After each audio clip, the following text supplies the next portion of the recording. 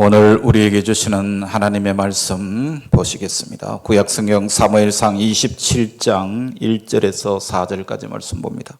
구약성경 455쪽. 우리 같이 한 목소리로 합독하겠습니다. 시작. 다윗이 그 마음에 생각하기를 내가 후일에는 사울의 손에 붙잡히리니 블레셋 사람들의 땅으로 피하여 들어가는 것이 좋으리로다.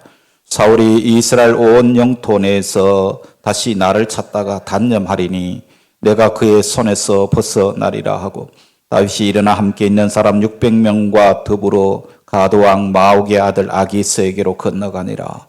다윗과 그의 사람들이 저마다 가족을 거느리고 가드에서 아기스와 동거하였는데, 다윗이 그의 두 아내 이스라엘 여자 아히노암과 나발의 아내였던 갈멜 여자 아비가일과 함께 하였더니, 다윗이 가드에 도망한 것을 어떤 사람이 사울에게 전하매 사울이 다시는 그를 수색하지 아니하니라. 아멘. 할렐루야. 오늘도 복된 주일 예배의 자리에 함께한 우리 성도 여러분들에게 하나님의 크신 은혜가 함께 하시기를 주의 이름으로 축복합니다. 좌우 옆 사람, 앞뒤 사람 인사하겠습니다. 사랑합니다. 잘 오셨습니다. 귀한 자리에 함께하게 됨을 감사합니다. 오늘 오셔야 되는 분들, 우리 성도들 가운데 출탄 분들도 있고 또 아프신 분들도 많이 있는 것 같아요. 그래서 안 보이시는 분들이 여러 분인데, 또 그리고 또 새롭게 보이시는 얼굴도 있고, 감사합니다. 우리가 기독교의 신앙이라는 것은 예수님을 구주로 믿으면 구원받습니다. 하나님의 자녀가 됩니다. 이게 기독교의 가장 핵심적인 진리예요. 그렇죠? 그러니까 우리는 예수 믿는 사람이다 그렇게 말합니다. 예수를 왜 믿느냐 하면 예수 믿으면 구원받아서 하나님의 자녀가 되고 천국 가기 때문입니다. 이게 복음의 핵심인데, 이게 너무 간단하고 너무 쉽다 보니까 사람들이 이걸 이해하기가 어려워요. 그래서 수많은 설교자들이 이걸 어떻게 하면 쉽게 설명을 할까? 이게 이제 기독교의 가장 난제 중에 하나입니다. 어떤 설교를 들어야 우리가 기독교의 본래의 진리를 바르게 알고 정말 우리가 예수 믿는 그 믿음의 삶을 온전하게 살아가느냐 하는 것이겠죠. 자, 그래서 우리가 예수를 믿으면 만사형통하고 구원받고 하나님의 자녀가 되고 천국 백성 된다고 했는데, 예수를 믿고 보니까 그런데 여전히 예수 믿는 사람들의 삶 속에서도 구원은 받았고 하나님의 자녀가 됐고 천국 백성 되었다고 하는데도 여전히 문제가 많아요. 예수 안 믿는 사람이나 예수 믿는 사람이나 별반 다를 게 없는 거예요. 그래서 아이고 그 예수 믿어봐도 별거 없다 이렇게 생각하는 사람들이 많더라는 이야기죠. 그래서 우리가 예수 믿고 난 다음에 문제가 뭐냐면, 예수 믿고 난 다음에도 여전히 문제가 많다는 것이 우리 믿음의 사람들의 고민이에요. 그럼 이걸 어떻게 해결하느냐 하는 것이겠죠. 자, 그렇다면 예수 믿기 전과 예수 믿은 후에 나타나는 차이점이 뭘까요? 모든 사람에게 공통적으로 주어진 기본적인 축복은요, 지옥 갈 사람이었고 심판받을 수밖에 없는 사람이었는데, 예수 믿고 나서 우리가 죄사함의 용서를 받고 하나님의 자녀가 되어서 그 저주에서 벗어나서 천국 가게 되었다는 그 놀라운 것이죠. 이것이 이제 모든 사람들이 이야기하는 예수 믿고 난 다음에 가지게 되는 구원의 확신이라 그렇게 말합니다. 당신 예수 믿었으니까 구원받았느냐 그렇게 물으면, 나는 예수 믿어서 하나님의 자녀가 되었으니까 나는 구원받았다 그렇게 말하는 것이죠. 이게 확신이 내 심령 속에 있는 사람이 구원의 확신을 가지고 사는 사람이다. 즉 말하면 그리스도인이다 그렇게 말하는 거예요. 그런데 성경이 말하는 이 구원의 개념이라는 것은 단순히 죽은 다음에 내세를 보장받는 것이나, 또 예수님께서 나를 위해서 십자가에 달려 돌아가셨기 때문에 나는 이제 하나님의 심판을 받지 않아도 된다는 이 사죄의 선언만을 말하는 것이 아니에요. 이것이 가장 우선적으로 해결해야 할 구원의 확신인 것은 사실이지만은, 더불어 반드시 확인해야 할 중요한 복음의 능력, 즉 예수 믿는 그리스도인들에게 주어진 능력은 죄의 세력, 죄의 영향력으로부터 지금 내가 자유할 수 있다는 겁니다. 나는 하나님의 자녀이기 때문에 내가 지금 이 죄의 상황에 맞닥뜨려서 내가 지금 이 상황 속에서 나는 하나님의 자녀야, 나는 구원받은 하나님의 백성이야 라고 하면서 그 죄를 물리칠 수 있는 능력이 하나님의 자녀들에게 있다는 사실입니다. 이게 놀라운 능력이에요. 죄는 예수 믿고 있는 사람에게도 여전히 왕노릇할 수 있습니다. 그래서 오늘 세상을 살아가는 많은 사람들이 죄에 끌려다닙니다. 죄에게 노예가 되어서 죄가 시키는 대로 하는 것입니다. 육체의 정욕이 나를 지배하고 세상 욕심과 세상 쾌락에 붙들려 사는 것이죠. 여러분, 우리가 예를 들어서 마약하는 사람들 이야기 요즘 뉴스에 많이 나오고 참 사회적인 문제죠. 왜 그 마약한 사람들의 이야기를 들어보면은 왜 그거 못 끊느냐? 마약에게 붙들려서 거기에서 온전한 자유를 누릴 수 없는 거예요. 마약의 노예가 된 거예요. 이게 얼마나 심각한 이야기입니까? 그런데 마약보다 더 심각한 게 뭐냐면 죄의 노예로 죄에게 끌려다니는 삶입니다. 여러분, 건강 문제나 경제 문제나 인간관계 문제나 또 직장에서의 문제나 실패나 좌절이나 불안과의 싸움 이런 것들이 신앙을 가졌다고 해서 저절로 다 사라지는 게 아니지 않습니까? 그렇죠? 자, 여기서 성경 한 구절을 보겠습니다. 에베소서 4장 22절 말씀인데요. 22절부터 24절까지만 같이 큰 목소리로 한번 읽어보겠습니다. 시작. 너희는 유혹의 욕심을 따라 썩어져가는 구습을 따르는 옛 사람을 벗어버리고 오직 너희의 심령이 새롭게 되어 하나님을 따라 의와 진리의 거룩함으로 지으심을 받은 새 사람을 입어라. 아멘. 내가 예수 믿게 되면 나는 옛사람, 예수 믿기 이전에 죄에 끌려다니고 정욕의 노예가 되어서 살던 그 사람 안에 있는 그런 사람이 아니라 새롭게 지음받은 존재, 즉 새로운 존재라는 사실이에요. 네. 그래서 이제는 나는 옛 생활, 옛 방식대로 살면 안 된다 그 말입니다. 그게 예수 믿는 사람들의 삶의 자세인 것이죠. 네. 많은 사람이 신앙의 목적을 천국 가는 것으로 생각합니다. 그러나 우리가 예수 믿는 순간에 천국은 이미 확정되어 있는 것입니다. 우리가 천국 가봐야 알지 그런 사람들도 저도 마찬가지입니다. 가봐야 알겠죠. 그러나 우리는 하나님의 약속의 말씀이 우리에게 주어져 있기 때문에 예수 믿는 순간 천국의 백성이 된 줄로 믿습니다. 왜냐하면 그 약속은 하나님이 하셨기 때문이죠. 그런데 복음을 몰랐을 때는 어떻게든지 구원받고 천국 가려고 열심히 예수 믿었는데 이미 우리는 예수 믿는 순간 그 천국 가는 문제는 해결됐습니다. 이걸 깨달은 후에는 우리 성도들이 예수 믿는 목적이 사라져 버렸어요. 왜 예수 믿는지, 예수 믿고 천국 간다는 그거 하나만 딱 붙들고 있으니까 예수 믿고 천국 가게 되었다면 그 다음은 어떻게 살아야 되느냐의 문제가 남는 것이죠. 그래서 구원은 내세의 보장과 더불어 이 땅에서부터 예수의 생명으로 변화되는 것입니다. 예. 우리 인격이 하나님의 형상을 닮아가는 것이에요. 인간에게 부여진 통치권과 영향력을 회복해서 이 땅을 하나님께서 기뻐하시는 하나님의 나라로 다스려야 하는 것입니다. 그래서 우리가 첫 인간 아담과 하와가 에덴 동산에서 하나님이 먹지 말라고 하는 그 선악과를 먹고 난 이후로부터 하나님께 불순종하여 우리 인간은 하나님과의 관계가 단절된 존재가 되어버린 겁니다. 그렇다면 하나님의 형상을 따라 지음받은 우리 인간이 하나님의 형상을 잃어버렸으니 하나님과의 관계가 단절되었으니 이걸 회복하는 것이 우리의 신앙생활이라 그 말이죠. 자, 우리 주일날 시간에 지금 사무엘서 말씀을 보고 있는데 이 사무엘서의 말씀을 여러분 어렵게 생각하면 한도 없이 어렵습니다. 다윗과 사울의 이야기가 계속되고 있는데 사울은 다윗을 잡아 죽이려고 하고 다윗은 도망 다니고 그러다가 나중에는 다윗이 이스라엘의 왕으로 세워지는 그런 과정을 우리가 지금 보고 있지 않습니까? 이 다윗은 하나님께 헌신한 사람이었습니다. 오늘 왕답게 멋진 인생을 산 사람이죠. 잘 될 때만 하나님을 신뢰하고 의존하는 것이 아니라 도망다니면서도 그 고난 상황 속에서도 정말 하나님을 말씀을 붙들고 사람 살리는 일을 위해서 자기 욕심을 거절하고 살아가는 것입니다. 이게 진정한 하나님의 백성의 모습인 거예요.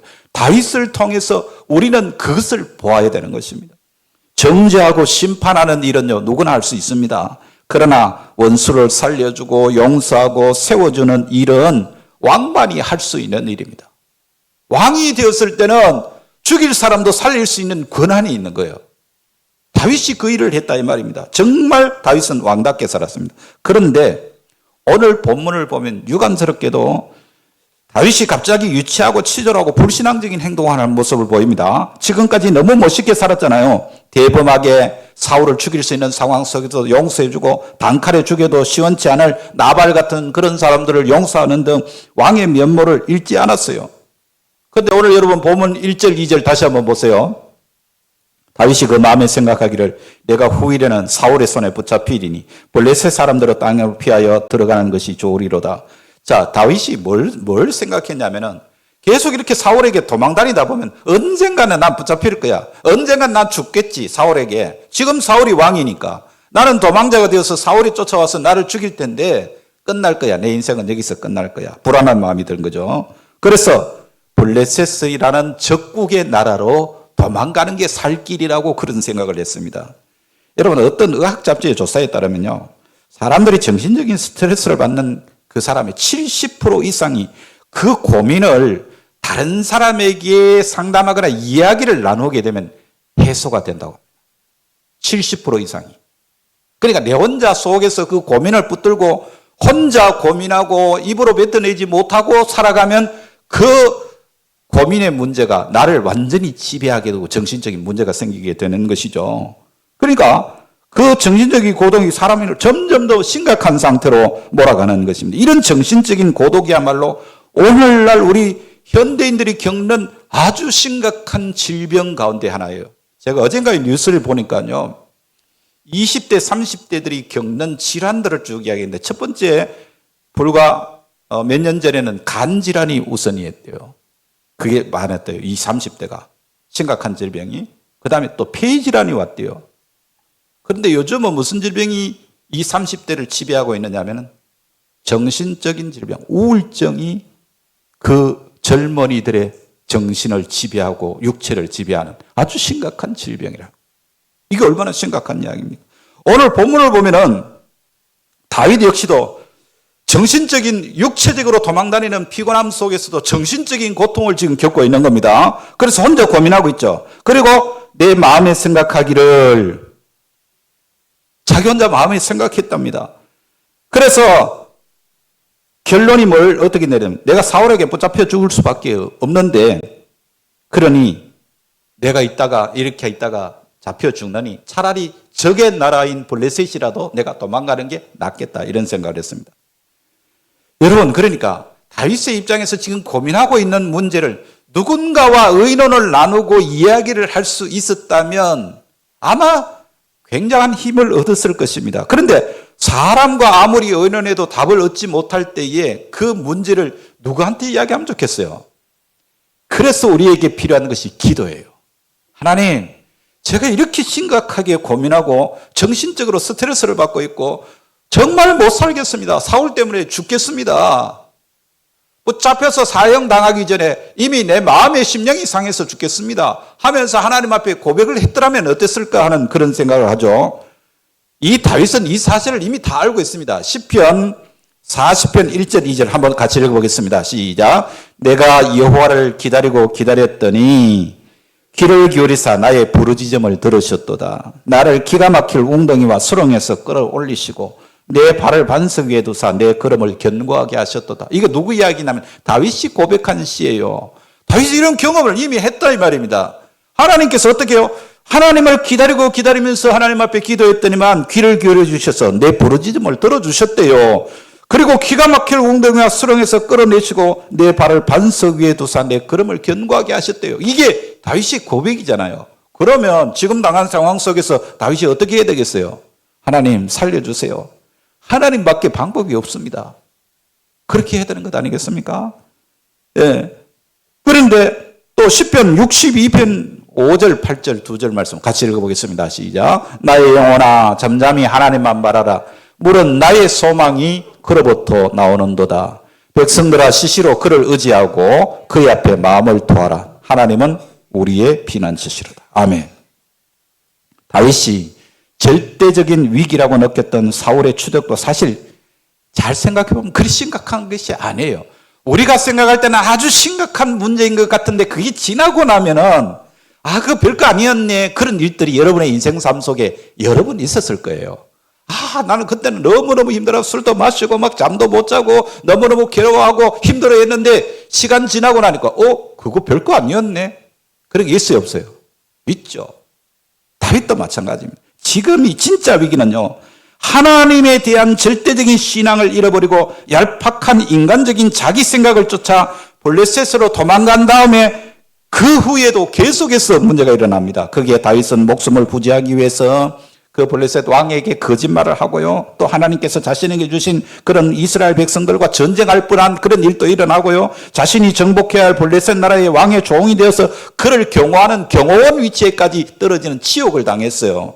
그뿐만 아니라 블레셋 가운데 거주진 시글락이라는 것을 이제 가드 왕으로부터 이제 삶의 터전으로 볼라를 받았는데 그 시글락에 있는 동안에요, 아말렉 사람들이 습격해서 완전히 초토화를 만들어버린 거예요. 그러니까 그 다윗을 따라갔던 사람들에게 돌을 맞아 죽을 뻔했다니까요. 다윗이. 그런 위기도 겪게 됩니다. 이 모든 위기의 근본적인 원인은 다윗이 여호와 하나님에 대한 절대적인 신앙을 잃어버리고 현실만 바라보고 아이고 이거 내가 죽겠구나 하면서 낙심할 때에 나타나는 결과예요. 그렇습니다.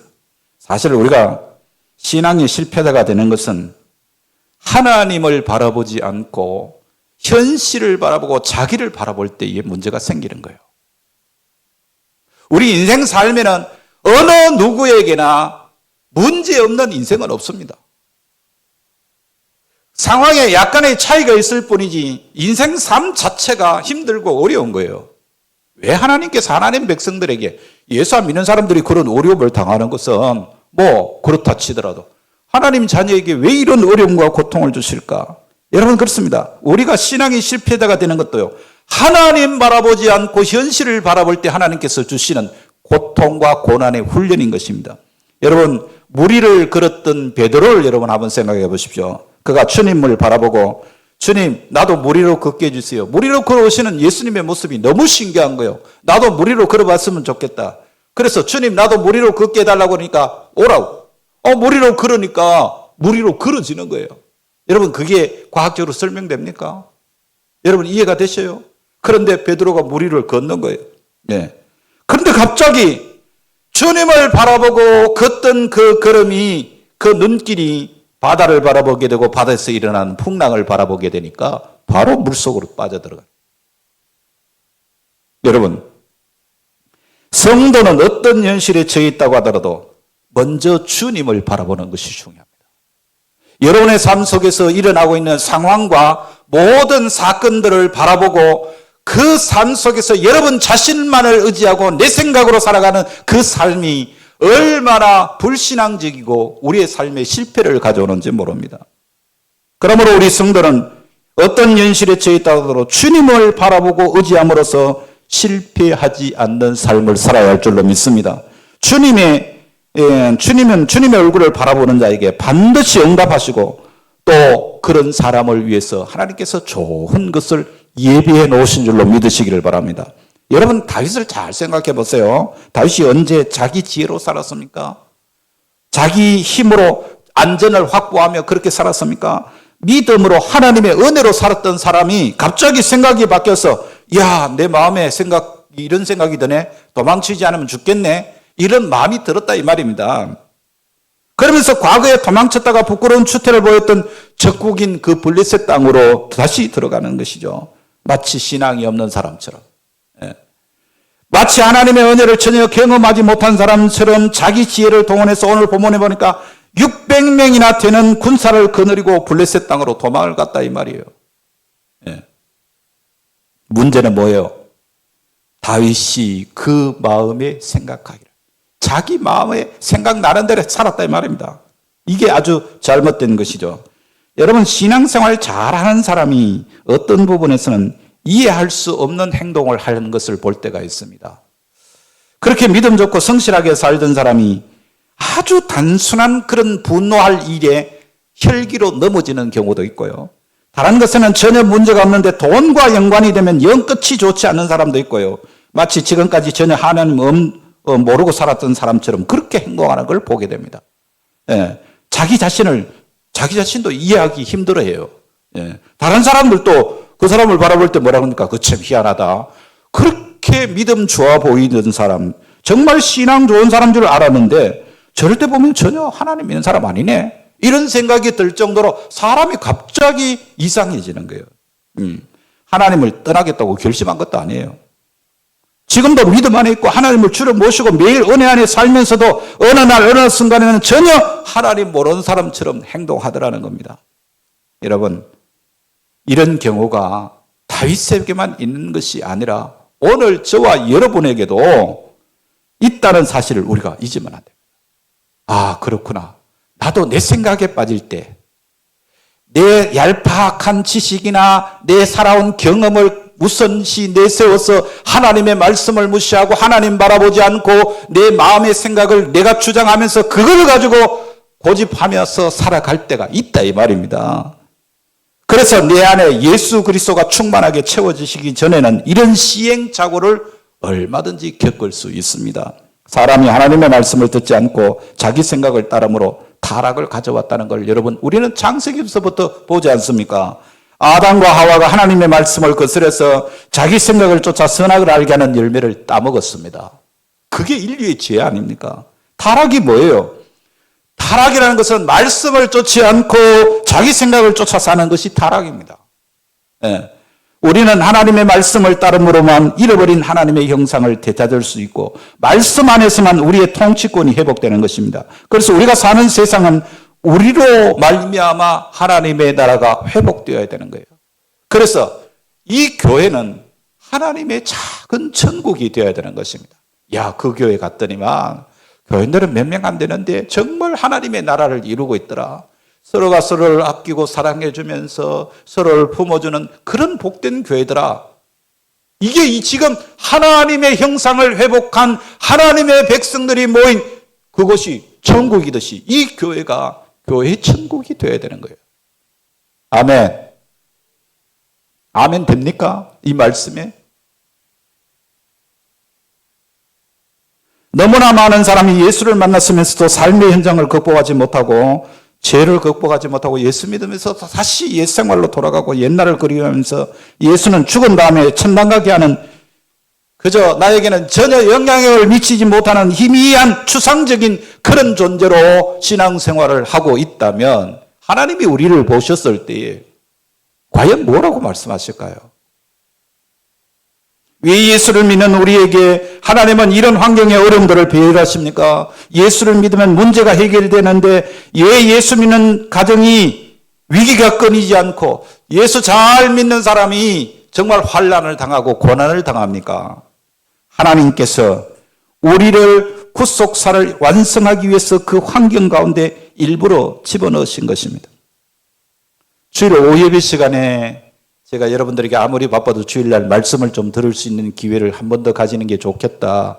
주일 오후 예배 시간에도 꼭 예배를 참석하고 가라 그렇게 말씀을 드렸는데 주일 오후 예배 시간에 사사기 말씀을 보지 않습니까? 이 사사기 말씀은요. 이스라엘 역사상 하나님 보시기에 가장 악했던 시대의 기록이 사사기예요.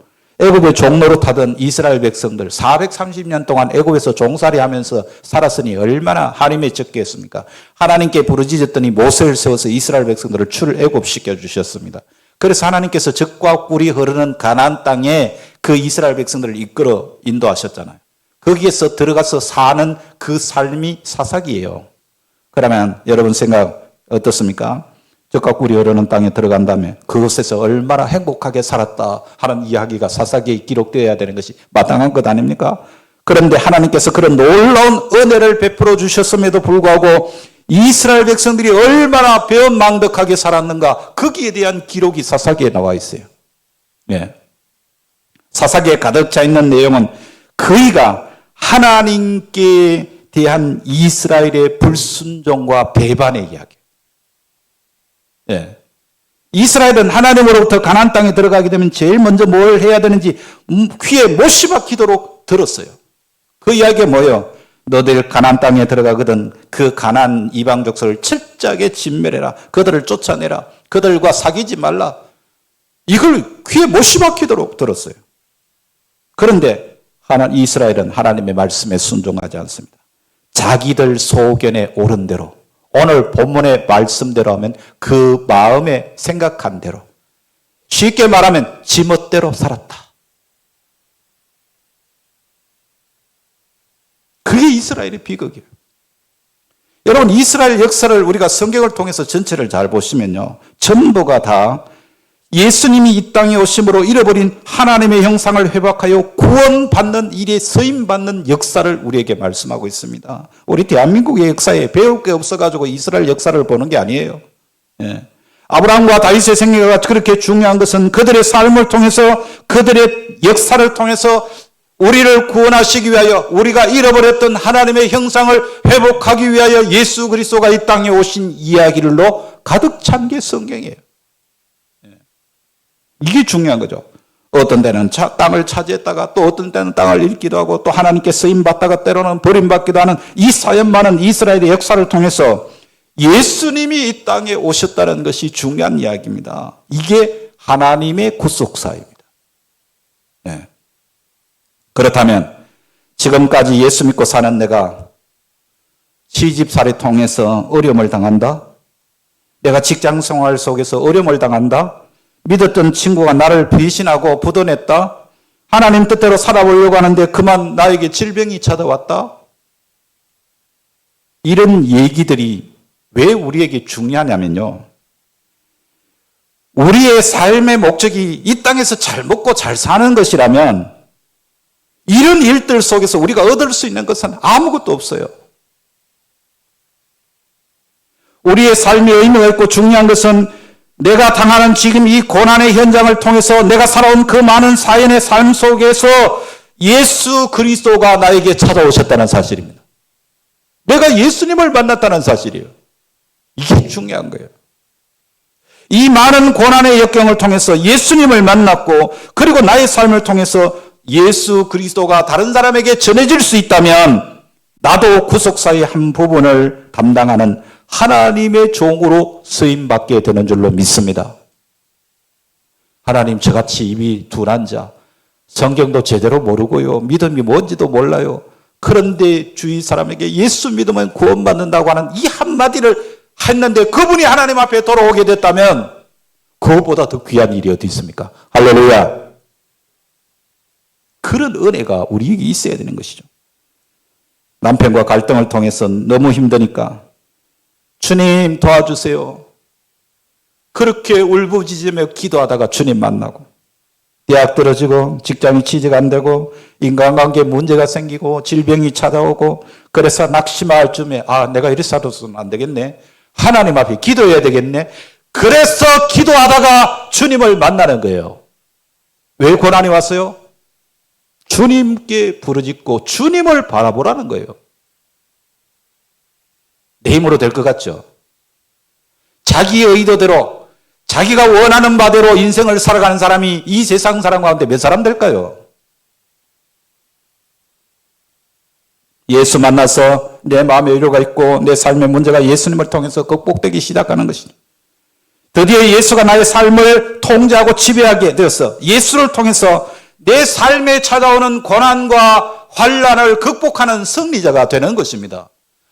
주님께서 나에게 힘을 주셔서 이기게 하시는구나. 할렐루야. 그런 고백이 내 입술을 통해서 나오고, 찬송 한 장을 불러도 그 찬송과 가사에서 눈물이 주룩주룩 쏟아지는 게 왜 그러냐면 하나님께서 나에게 주시는 은혜예요. 네.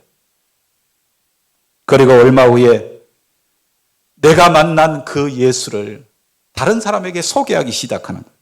내가 예수님을 말하는 사람으로, 그리스도를 이 땅에 전달하는 사람으로 쓰임받기 시작하는 거죠. 야, 예수 믿어야 된다. 이 땅에서 하나님 만나는 게 복이다. 가장 큰 복이다. 이걸 우리가 전할 수 있게 되는 거예요. 할렐루야. 아침 안 드시고 오셨나? 할렐루야 하는데 아멘의 소리가 그렇게, 아멘. 그렇습니다. 이런 삶을 우리가 살기를 바랍니다. 중요한 것은 하나님이 내 삶의 현장 속에서 여러 가지 시련을 겪게 하시면서 문제 때문에 예수님을 만나게 하고 예수를 붙잡게 해서 내 가운데 예수로 충만하게 채워지는 사람, 예수를 내어놓는 사람, 예수님을 소개하는 사람으로 우리를 세워가시는 것입니다. 예.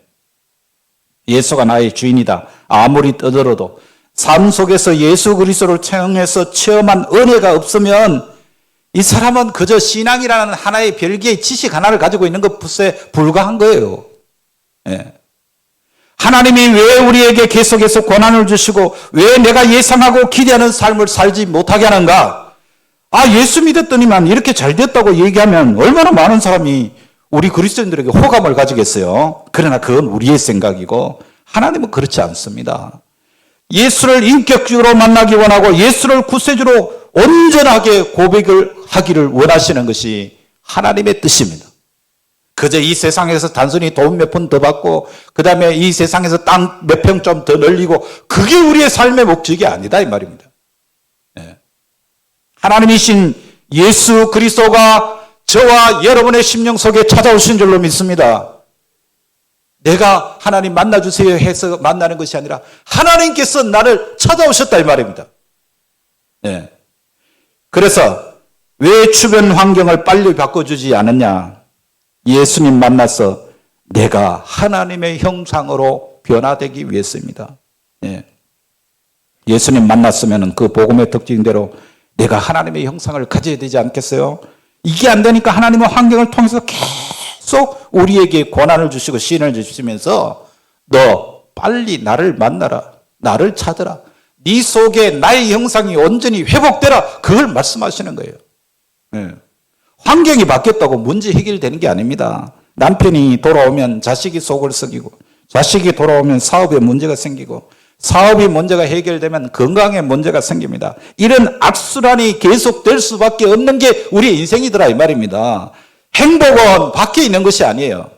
내 안에 있습니다. 예수님이 내 생명이 되어야 됩니다.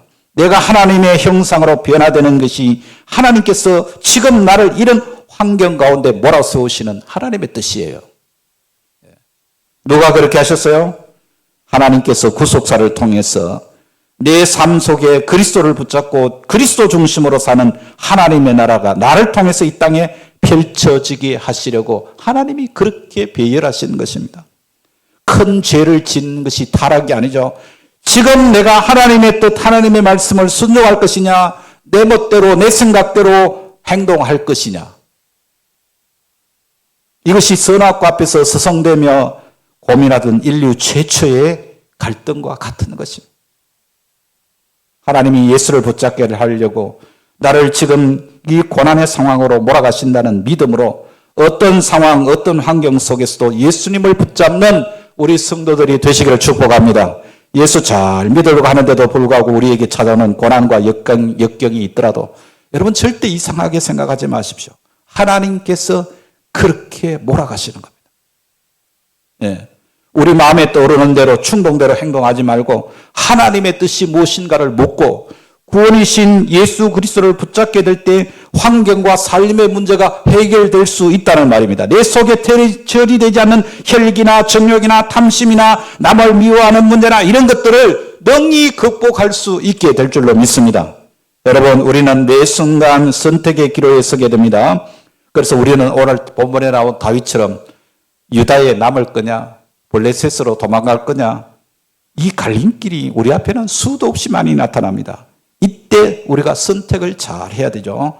과거에 모 회사 광고 카피 중에 순간의 선택이 10년을 좌우한다, 그런 말이 있었잖아요. 그죠?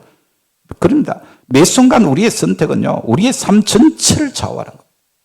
자, 그러면 우리는 어떻게 해야 바른 선택을 할 수 있겠어요? 여러분, 신앙생활은 내 생각을 따라서 그것을 결정하는 것이 아니라 조금 불편하고 힘든 여정이라도 내 생각은 십자가에 못 박고 하나님 중심으로 생각하고 판단하는 것입니다. 내 생각을 앞세우지 않고 하나님 말씀과 하나님의 뜻을 결론으로 삼아야 한다, 그 말입니다. 보십시오. 다윗이 한순간 하나님의 뜻 대신에 자기 생각을 앞세웠을 때 얼마나 큰 고통이 따라왔는가를 보셔야 합니다. 성도는 비록 하나님의 뜻을 따르고자 할 때 그것이 자신에게 해가 될 것 같고 자기에게 자기 생각이 더 옳은 것처럼 보일지라도 하나님의 뜻을 우선으로 따라가는 자가 될 때에 진정한 믿음의 승리자가 되는 줄로 믿습니다. 오늘 이 자리에 말씀을 듣는 우리 성도들에게 이 놀라운 믿음의 승리의 축복이 여러분들에게 함께 하시기를 주의 이름으로 축복합니다. 기도하시겠습니다.